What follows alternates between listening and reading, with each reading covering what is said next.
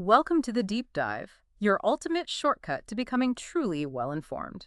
Today, our mission is to peel back the layers on a segment of the economy that's, well, frankly, far larger and arguably more strategically critical than the consumer markets we usually hear about, business markets.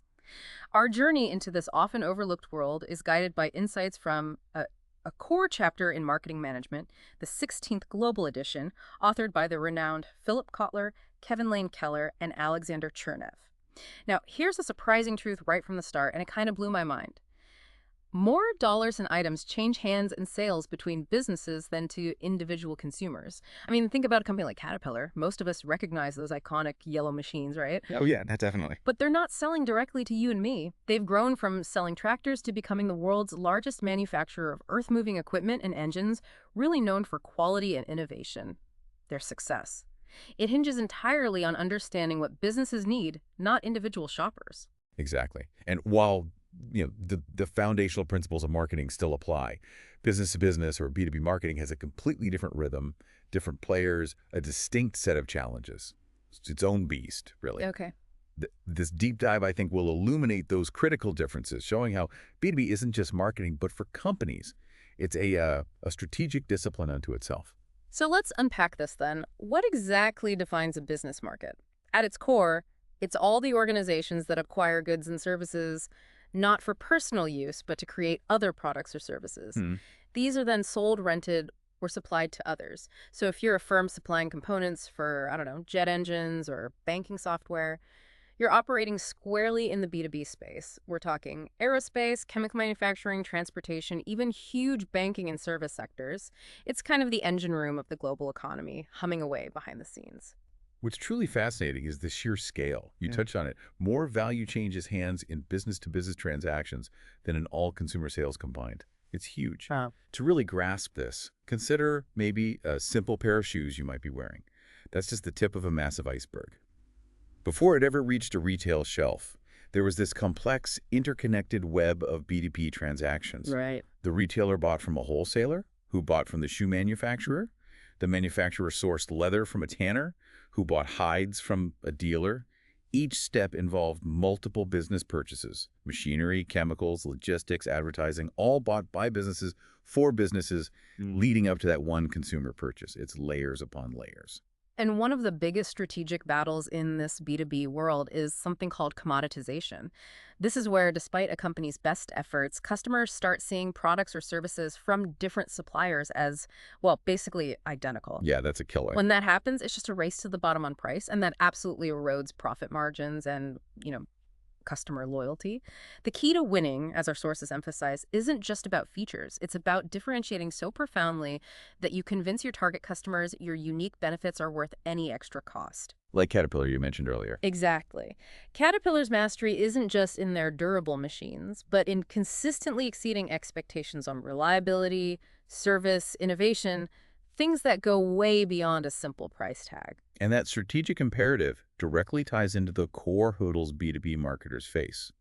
The Institute for the Study of Business Markets, ISBM, their research points to three major challenges. First, truly integrating sales and marketing teams, getting them on the same page. Always tricky. Second, effectively managing the relentless pace of innovation. And third, maybe most critically, developing deep, actionable customer and market insights. It's about moving beyond just transactional thinking to truly understanding your customer's business, sometimes, better than they do themselves. Okay, so here's where it gets really interesting for me. The fundamental differences that set business markets sharply apart from consumer markets. First off, you're typically dealing with far fewer buyers, but each buyer is often much, much larger. That's a huge one. Think about it. A company like Goodyear or Cummins Engines isn't selling to millions of individual car owners. Their fortunes are tied to securing massive contracts from just a handful of major automakers. That changes the whole relationship dynamic, doesn't it? Absolutely. And because of that smaller, high-stakes customer base, you naturally see much closer supplier-customer relationships. Offerings are frequently customized, often for individual business needs, creating a real partnership. Makes sense. Take PPG Industries, a massive purchaser of materials. They have this program called AVE Supplier Added Value Effort. It literally rewards suppliers who deliver superior performance and propose cost savings that are tangible. It's not just about what you sell, but the value you bring to their bottom line. You also see more reciprocal buying, where companies buy from suppliers who are also their customers. Another striking difference is the nature of professional purchasing. Unlike us consumers may be making emotional or impulsive buys, business goods are typically acquired by trained purchasing agents. These folks adhere to strict organizational policies. Right, it's not casual shopping. No way. This involves requests for quotations, detailed proposals, complex purchase contracts, rigorous evaluation. Many of these professional buyers are members of organizations like the Institute for Supply Management, or ISM. So B2B marketers have to provide way more technical data and clearly articulate competitive advantages. And critically, these aren't solo decisions. There are often multiple buying influences involved. You might have technical experts, finance teams, even senior management, all sitting on buying committees. Lots of cooks in the kitchen sometimes. Yeah, definitely complicates things. Which brings us to some unique demand characteristics in business markets. The first is derived demand. This is probably the most crucial distinction. Demand for business goods is ultimately derived from consumer demand. Okay, explain that a bit more. So a coal or natural gas producer like Consol Energy, their sales are directly linked to utilities and steel companies, but the demand for those companies depends on your demand for electricity, cars, appliances, and so on. Ah, okay. Got it. For B2B marketers, this means you can't simply create demand out of thin air. You have to closely monitor end-user buying patterns because you're essentially riding the wave of the consumer economy. If consumer demand for cars drops, the demand for steel, tires, and all those components falls like dominoes, no matter how good their own marketing is. Their skill isn't creating demand, it's about being the absolute indispensable supplier when that demand does appear. That makes a lot of sense. Second, many business goods experience inelastic demand. This just means the total demand isn't significantly affected by price changes, especially in the short run. A shoe manufacturer won't suddenly buy tons more leather if the price drops, or much less if it rises, because their demand is tied to consumer shoe sales, not the price of leather itself. Right. They need what they need to meet their production targets. Exactly. And it's also true for components that are a tiny part of the final product's cost, like, say, shoelaces. And third, fluctuating demand. Demand for business goods tends to be far more volatile than for consumer goods.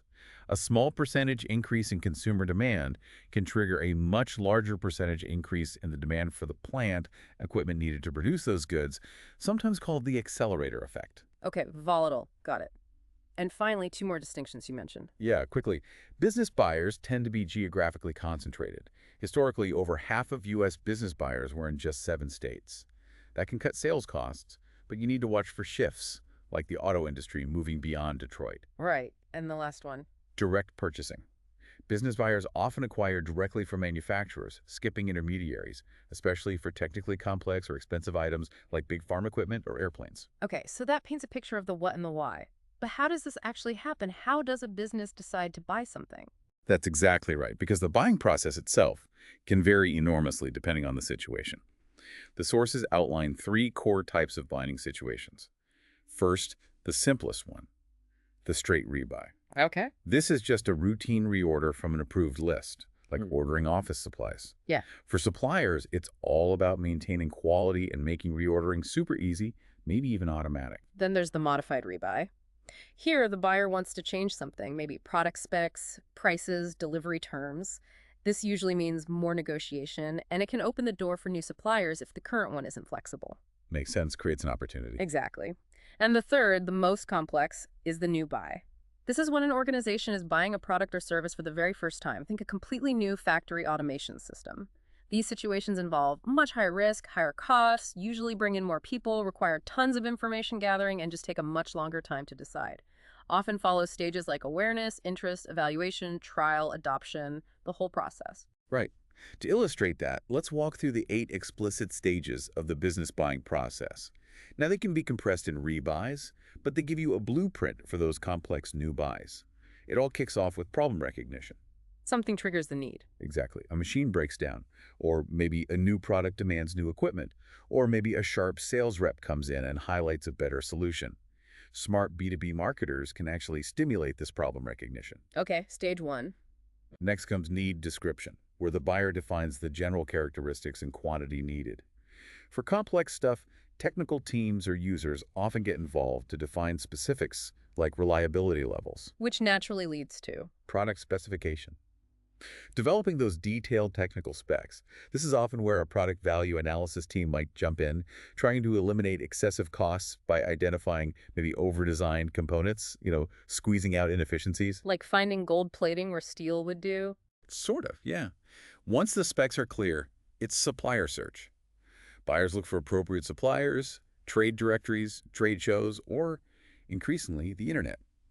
And this shift online is huge. Tell me about that. It's given rise to all sorts of electronic marketplaces. You've got simple catalog sites like W.W. Grainger, specialized e-hubs for specific industries like plastics.com, even pure-play option companies like Ritchie Bros, auctioneers selling massive equipment online, plus private exchanges run by giants like HP and Walmart. Pros and cons to buying online, I assume. Definitely. Pros, lower transaction costs, faster delivery sometimes. Cons, loyalty can be harder to earn, and security is obviously a big concern. Okay, so you've found potential suppliers. What's next? Proposal solicitation. Qualified suppliers are invited to submit written proposals and often formal presentations. This is where B2B marketers really need to make their case, articulate the value clearly. It's often a team effort putting these together. Then the big decision, supplier selection. Right.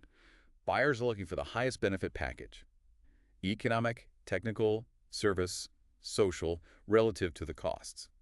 Price is always a factor, sure, but reputation, reliability, agility are hugely important too. And we're seeing a trend where companies are reducing their number of suppliers, sometimes even single sourcing. Which sounds efficient, but maybe risky. It definitely comes with risks, yeah. Yeah. Which leads to contract negotiation. This is where the final order details get hammered out, specs, quantity, delivery, warranties, all that stuff. Do companies always buy outright? Not always. Many industrial buyers lease heavy equipment instead of purchasing. For ongoing things like maintenance items, you see blanket contracts or stockless purchase plans. The supplier promises to resupply as needed at agreed prices. Companies are also using extranets for transactions and even vendor-managed inventory, where suppliers actually take responsibility for keeping the customer stocked up. Like performance pipe you mentioned. Exactly. And the final stage is performance review. Buyers continuously evaluate how suppliers are doing, through feedback, maybe weighted score methods, or analyzing the total cost if things go wrong. This feedback loop is crucial. It decides if the relationship continues, gets modified, or ends. Okay, so that's the process. But with all these steps and complexities, who actually makes these decisions? That brings us to the buying center, right? Precisely. The buying center is the decision-making unit within a buying organization. It includes everyone who participates in the purchasing decision, sharing common goals and risks. It's like a mini ecosystem inside the company. And it has different roles. Yeah, typically 7 key roles. You've got initiators, who first request the purchase. Users, the people who actually use the product, they often define requirements. Influencers, often technical folks, who help define specs and evaluate alternatives. Then deciders, who make the final choice on requirements or suppliers. Approvers, who authorize the actions of deciders or buyers. Think managers signing off. Buyers, who have the formal authority to select the supplier and arrange the terms. And finally, gatekeepers. Gatekeepers. They control the flow of information to others. Could be a purchasing agent, could even be a receptionist screening calls or emails. What's really critical to understand is that one person can play multiple roles, and sometimes external consultants or even government officials can be part of this influential group. And you mentioned purchasing departments are becoming more strategic. Hugely so. Yeah. They used to be seen as just administrative pushing paper. But now, with intense competitive pressures, many have been elevated to strategic supply departments. They're focused on extracting the best value from fewer, higher quality suppliers. Like the Caterpillar example. Exactly. Caterpillar integrated purchasing with inventory control and production scheduling.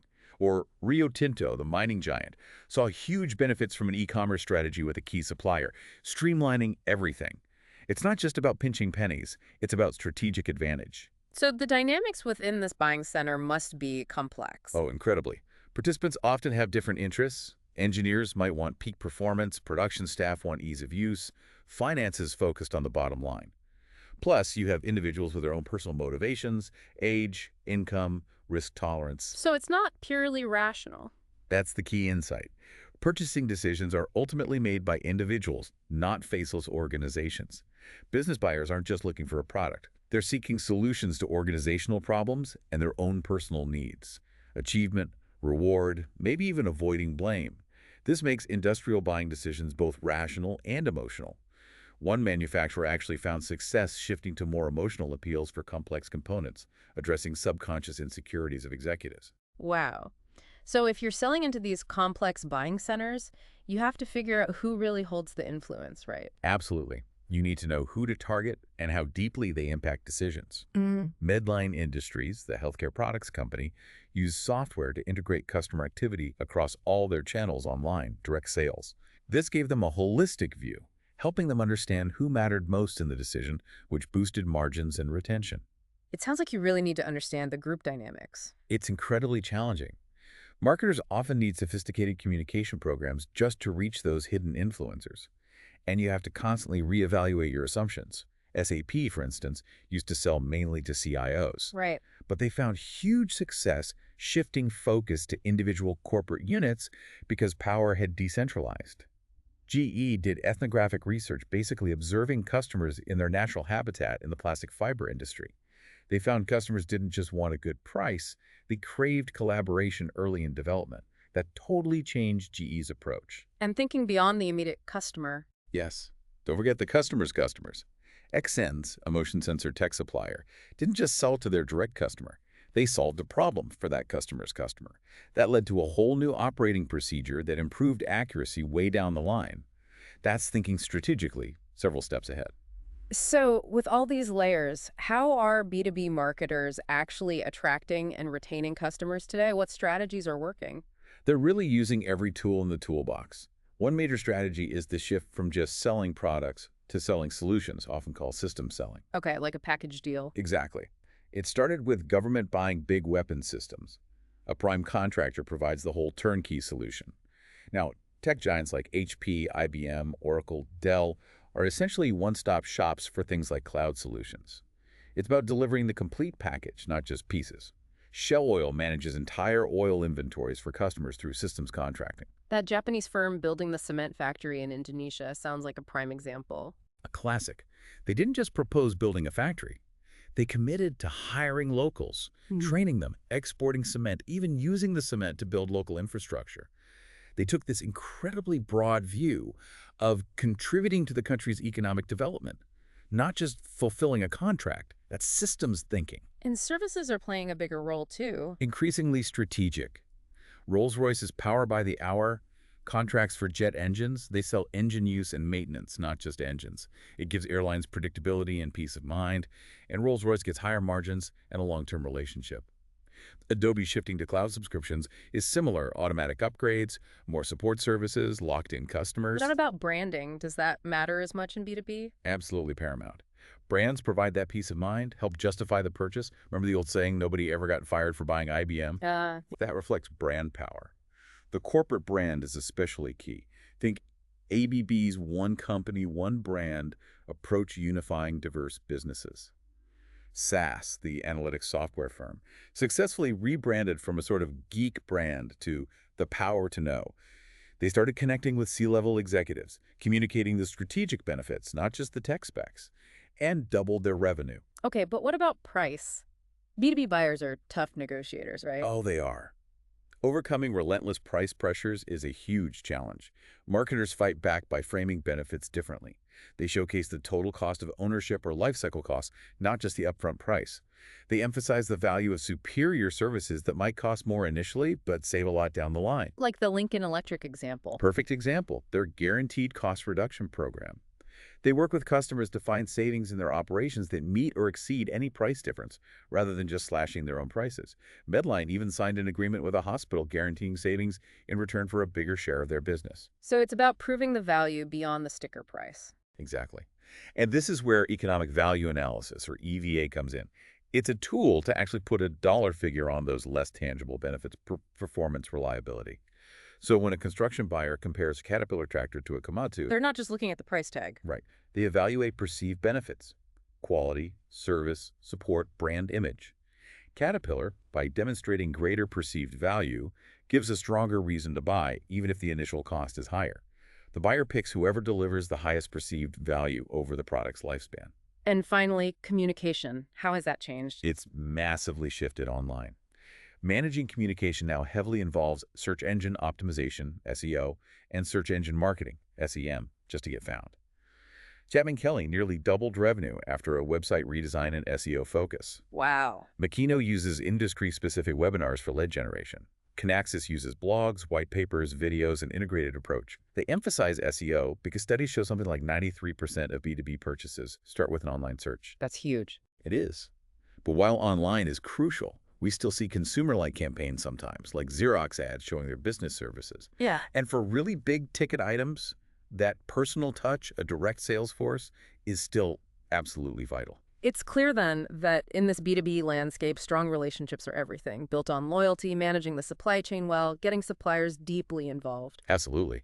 Research really pushes for greater vertical coordination between buyers and sellers, moving beyond just transactions to truly co-creating value together. Yeah. Relationships exist on a whole spectrum, from basic buying and selling all the way to deeply collaborative partnerships. What drives where you fall on that spectrum? Factors like availability of alternatives, how important or complex the supply is, how dynamic the market is, but the absolute bedrock for any healthy long-term relationship is trust. Defined as? A firm's willingness to rely on a business partner.